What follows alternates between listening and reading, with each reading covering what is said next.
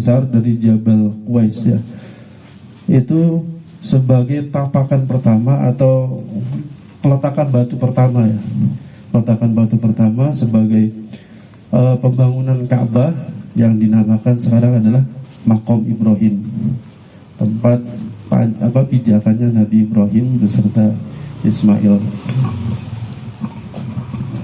Jadi kalau kita mau mengenal Rasulullah, kita tahu dulu mbah-mbahnya, ya, kakek-kakeknya, buyut-buyutnya. Karena seorang nabi itu nggak ujuk-ujuk jadi nabi, pasti dzurriyyatan min ba'di, dzurriyyatan ba'duha min ba'din. Nabi itu keturunannya dari nabi ya.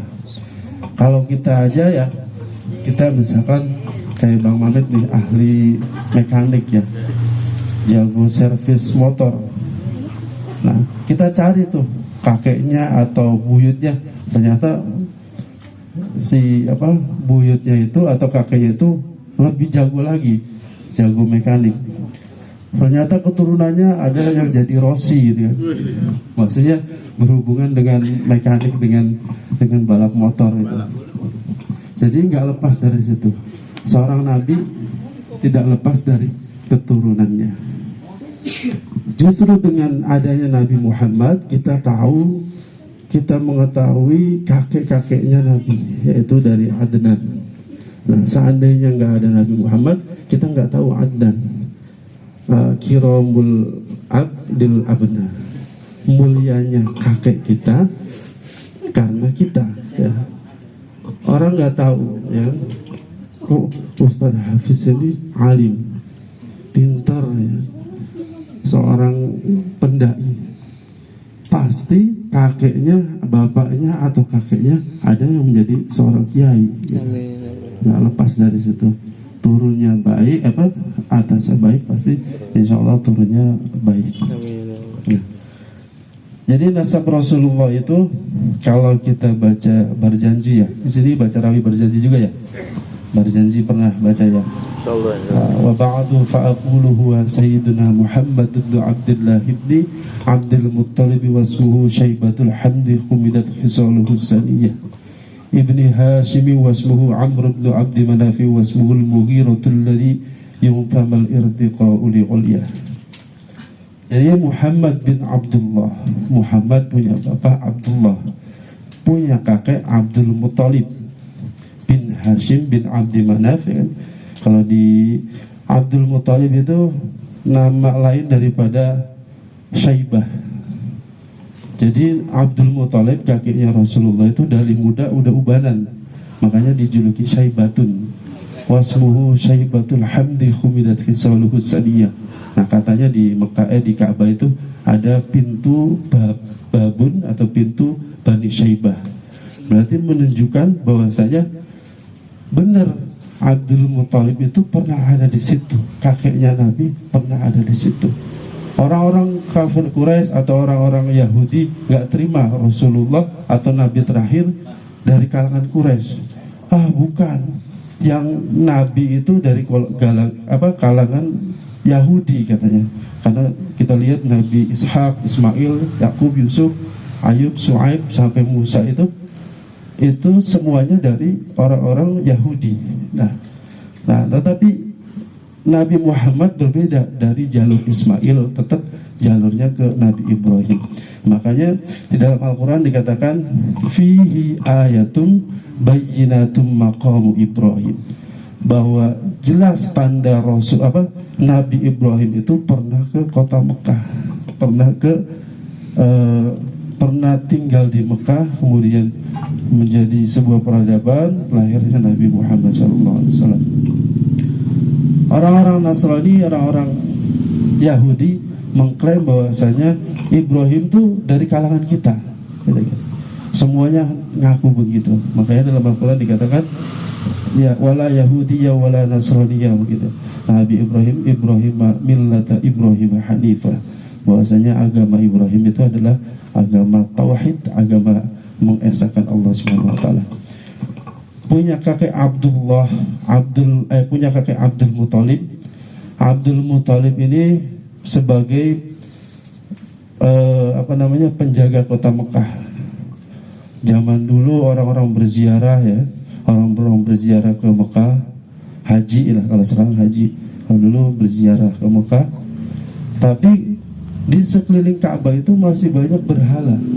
Ada Isaf, ada Nailun, ada Lata, Uzza, Hubal gitu. Berhala-berhala besar. Dia percaya Allah tapi masih menyembah berhala gitu. Orang-orang jahiliyah seperti itu, percaya Allah tapi masih menyembah berhala. Kemudian Ibn Malik Ibn Nadr Ibn Kinadah Ibn Khuzaimah Ibn Mudrikah Ibn Ilyas wa huwa ahnabudna ila rihabil haramiyah gitu kan. Dari nasabnya Rasulullah sampai Abdullah itu ujungnya ke Adnan. Kalau sampai ke Ibrahimnya itu masih khilafiyah ya, maksudnya yang pasti itu dari Adnan itu anak daripada Ibrahim, anak daripada Ismail, anak daripada Ismail alaihi salam. Inna nasaba sayyidina Muhammadan la yakhtalifun nasibuna ila Ma'ad bin Adnan. Kalau dari Abdullah ke Sayyid Adnan itu nggak ada perbedaan. Semuanya para ulama sepakat sesuai berjanji tadi ya, sampai Adnan. Kemudian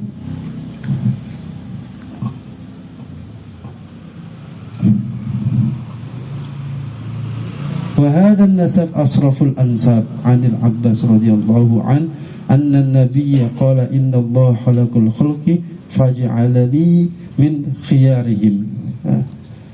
Dari Ibnu Abbas radhiyallahu an berkata Rasulullah SAW, sesungguhnya Allah itu menciptakan makhluk ya, kita kan makhluk, ciptakan makhluk, kemudian Allah jadikan makhluk itu ada yang terpilih ya. Dari segini banyaknya manusia yang terpilih ngaji di sini ya cuma beberapa min khiyarihim. Tsumma takhayyarul qabail faj'alni min khiyari qabilah. Allah ciptakan berbangsa-bangsa dan bersuku-suku ya. Kemudian ada suku pilihan yaitu suku Quraisy. Dari suku Quraisy banyak lagi klannya. Ada dari klan Adin, ada dari Jurhum, kemudian ada dari Hashim. Nah, Allah pilih lagi dari suku Quraisy itu dari Bani Hashim, yang insya Allah turun-turun kakek buyutnya Rasulullah itu terjaga dari sifat tercela. Bahkan dijelaskan di berjanji taroku sifah hafalam yusib hum aruhu min adami wa ila abihi wa ummihi hafizal ilahu karamatan li Muhammadin aba'ahul amjada saunal ismihi gitu. Buyut Rasulullah atau keturunan-turunan Rasulullah ke atas itu tidak pernah melakukan perzinahan, terhindar dari sifat-sifat tercela ya. Bahkan menyembah berhala pun gak pernah ya. Padahal di situ banyak berhala ya. Tetap Abdul Muthalib menghormati klan yang lain ya kan, tetap menyembah Allah ya kan, memuliakan Ka'bahnya. Nah, kemudian dari nasab Rasulullah berarti kita sudah mengetahui, bisa mengenal ya. Kalau kita kenalan sama laki-laki atau perempuan kan pasti bapaknya siapa, kakeknya siapa gitu. Gak mungkin kita mengenal hanya sebatas namanya saja. Berarti kan harus tahu bapaknya, kakeknya, buyutnya, sehingga kita kalau mau ngelamar perempuan tuh jelasin kan, oh ini mau keturunannya dari manusia. Takutnya kalau nggak nanya dulu tuh bukan keturunan manusia gitu.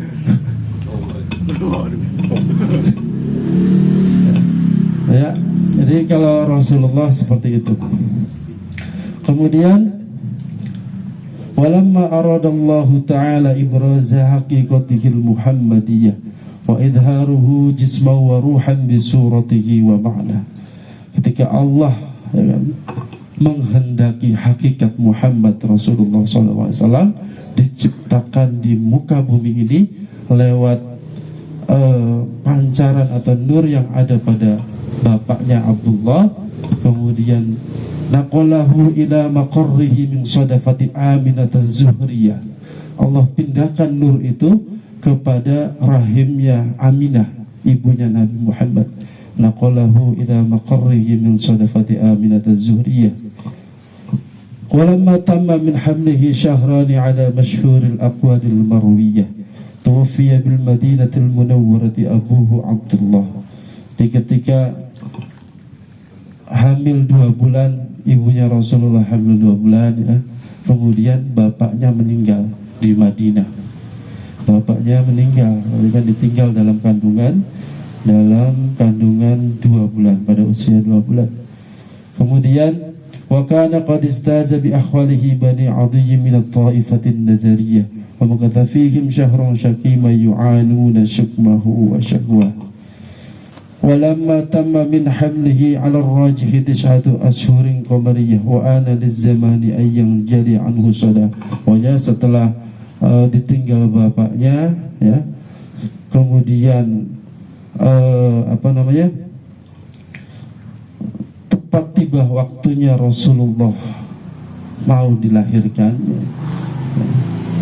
Sini kalau di Barjazi dikatakan hadara ummahu lailata maulidihi Asiyatu wa Maryamu fi niswatin minal hadiratil qudsiyah.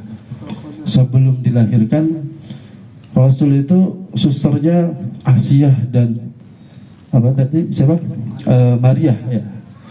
Asiyah itu istrinya Fir'aun yang soleh, istrinya Fir'aun, walaupun dia sebagai istri Fir'aun tapi dia tauhid, iman kepada Allah. Kemudian Maryam, ibunya siapa? Nabi Isa alaihi salam ya. Susternya 2 orang tersebut ya. Hadara ummahu lailata maulidihi Asiyatu wa Maryamu fi niswatin minal hadiratil qudsiyah wa akhadha al-makhadu fawaladatsu sallallahu alaihi wasallam nurayatala'la'us sada. Ketika Rasulullah dilahirkan itu berupa cahaya. Kalau kita kan ada darah ya, nangis gitu kan. Tapi kalau Rasulullah enggak. Begitu dilahirkan itu yatala'la'us sana. Cahayanya itu sampai tembus ke Aros, kemudian cahayanya sampai tembus ke Persia. Seketika itu api Majusi yang abadi padam. Kerajaan Romawi yang begitu tegak runtuh semuanya. Langit, pintu langit yang ada di langit pertama yang para jin bisa keluar masuk, para jin bisa berterbangan sampai melihat Lauhil Mahfuz, tertutup. Semua karena keagungan Rasulullah. Wa akhadha al-makhadu fawaladathu sallallahu alaihi wasallam nurayatala'la'us sada. Begitu luar biasanya seorang Nabi kita, Nabi Agung Muhammad sallallahu alaihi wasallam, sampai Abu Jahal pun saking senangnya ponakannya lahir, dia memerdekakan budak-budaknya. Dia mengorbankan hewan ternaknya untuk berpesta, saking wujud senangnya Abu Jahal kepada ponakannya yang baru lahir. Kemudian Rasulullah Sallallahu Alaihi Wasallam, kalau kita mau tahu Rasulullah yang singkat itu seperti qasidahnya Al Habib Rizik Syihab ya, Rohatil gitu kan, kisah sang Rasul ya, mulai dari Rasulullah lahir 2 bulan di kandungan, meninggal bapaknya sampai lahir, kemudian setelah lahir disusuin oleh Halimatus Sa'diyah. Jadi sebelum Halimah itu sebenarnya ada lagi ya, sebelum Halimah ada yang sama susuannya dengan Hamzah. Nah, jadi Hamzah itu selain pamannya Nabi, sekaligus dia adalah saudara sesusun atau spirrodo kalau di fikihnya gitu ya. Makanya ketika Sayyidina Hamzah wafat di perang Uhud ya, sangat bersedihnya Rasulullah, sangat terpukul Rasulullah atas kematian pamannya sekaligus saudara sesusunnya Rasulullah. Kemudian disusui oleh Halimatus Sa'diyah. Halimatus Sa'diyah itu seorang tua ya, nenek-nenek gitu kan, yang punya hewan ternak pun kurus-kurus gitu. Dianya kurus, hewan ternaknya kurus, semuanya nggak ada yang bisa dimanfaatkan. Ketika Rasulullah disusui oleh Halimah, semuanya subur semua. Yang tadinya kambing lahirnya cuma 1, sekarang 9. Sapi lahirnya cuma 1 jadi 9. Semuanya subur semua. Nah, dari kejanggalan seperti itu, Halimah melaporkan kepada orang tuanya, kok ada kejanggalan tuh. Seorang anak ini menjadikan keberkahan dalam hidupnya keluarga Halimatus Sa'diyah, sampai ketika Rasulullah lagi bermain, Rasulullah ditangkap oleh dua sosok atau malaikat ya, kemudian dibelah dadanya, dicuci jantungnya, dicuci kolbunya. Nah, itu pencucian kolbu yang pertama. Nah, karena Rasulullah itu terjaga, termaksum ya dari segala dosa, maka Allah jaga dengan pasukannya yaitu malaikat untuk mencuci kolbunya. Supaya apa? Supaya tidak ada rasa penyakit hati dalam diri Rasulullah. Kita saking banyaknya noda dalam hati kita ya, saking banyaknya maksiat, dosa, sehingga hati ini tertutup, tidak bisa merasakan hadirnya Rasulullah ketika bersalawat, tidak pernah merasakan sedihnya ketika kita bersalawat kepada junjungan kita Nabi besar Muhammad sallallahu alaihi wasallam. Nah, sampai umur 13 ya, singkat aja ya, karena lama ini kalau diceritakan semuanya. Sampai umur 13 Rasulullah dijuluki dengan gelar Al-Amin. Kenapa? Karena ketika umur 13 menjadi pemuda Quraisy, menjadi pemuda Mekah ya, ketika ada renovasi Ka'bah, nah peletakan Hajar Aswad karena sangat sakral, siapa orang yang berhak membawa Hajar Aswad kepada tempatnya? Akhirnya ternyata orang yang pertama kali sholat di Masjidil Haram adalah Rasulullah, sehingga beliau menjadi orang yang berhak meletakkan Hajar Aswad. Tapi apa yang dilakukan Rasulullah? Tidak pernah egois, tidak pernah merasa dirinya hebat. Maka semua pemuda dari kalangan Quraisy membawa batu Hajar Aswad ini untuk diletakkan ke tempatnya. Akhirnya dari situ Rasulullah dijuluki Al-Amin. Sampai Rasulullah umur berapa? 13 tadi dijuluki Al-Amin. 12 itu sebelumnya, atau 13 sampai 15 ketika diajak berdagang bersama pamannya Abu Thalib ya. Di situ ada tanda-tanda kenabian. Pokoknya kalau tanda kenabian itu luar biasa ya. Dari selalu dinaungin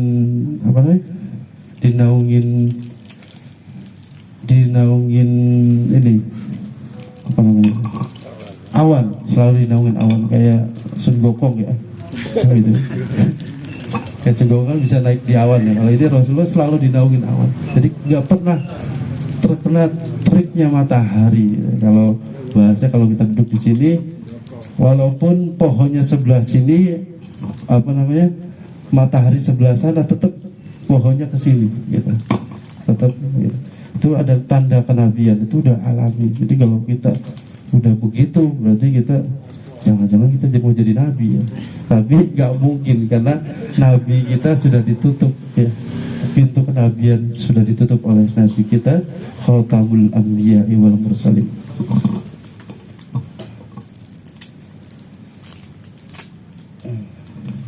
Kemudian sampai umur 25 ya. Nah, udah mulai nih kenal Khadijah. Khadijah berarti waktu itu umurnya 40 tahun. Seorang janda kaya ya, yang nasabnya itu sangat mulia. Ya. Akhirnya dites lah sama Khadijah sebagai juru dagangnya Khadijah sampai akhirnya benar bahwasanya Rasulullah seorang yang jujur, seorang yang amanah, ketika berdagang itu tidak pernah melakukan kedustaan, tidak pernah curang, tidak pernah licik. Akhirnya dinikahlah Khadijah ini oleh Rasulullah SAW pada umur 25. Umur 25 dapat umur 40. Jadi kalau yang udah dapat janda terus dapat perawan itu kayak Rasulullah. Nah, kan dapat janda Khadijah, kemudian dapat perawan Aisyah. Ada yang di sini ada? Oh, ada ya? Atau dapat perawan dulu baru dapat janda gitu ya? Dapat janda dulu.